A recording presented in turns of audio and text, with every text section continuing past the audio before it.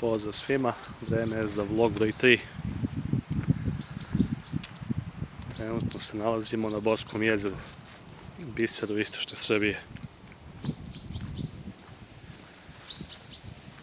Derivacija koja je napravljena 60. godina prošlog veka, pre svega za potrebe rudnika, tadašnjeg rudarskog topioničarskog basena Bor, a u međuvremenu je postalo i omiljeno izletište Borana, ali i meštana okoline, generalno istočne Srbije.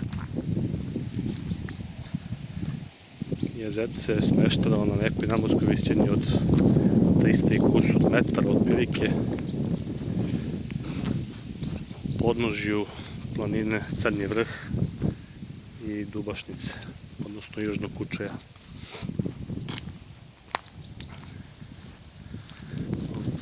Kvalitet vode je na jako zavidnom nivou,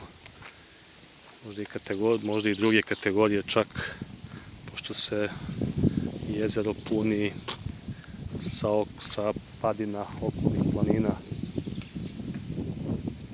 tako da je jako lepo leti za kupanje.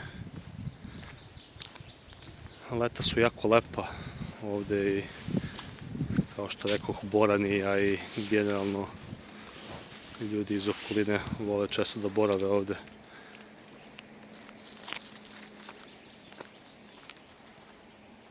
Trenutno je jako nizak vodostaj zbog malo snegova i kiša,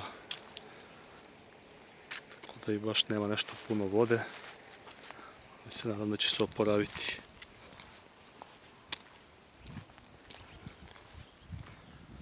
U daljini je hotel Jezero.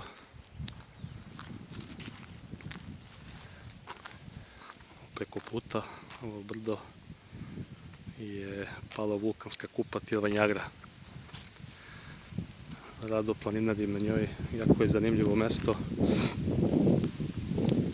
Vrh je jako interesantan, prepun magmatskih stena.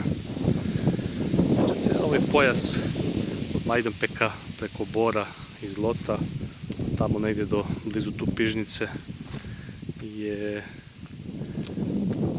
poznat po brojnim palovulkanskim kupama, tim takozvanim vulkanskim izlivima. A jedna od njih, najpoznatija, je baš upravo Crno brdo ili Tilvanjagra. Inače, ovo mesto, taj potez od Tilvanjagre ka Zlotu, je jedna od najvećih geomagnetnih anomalija planete Zemlje. Tako da je to jedna zanimljivost.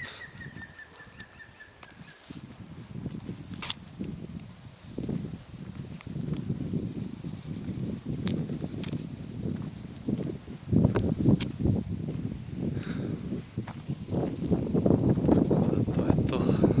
Idemo dalje.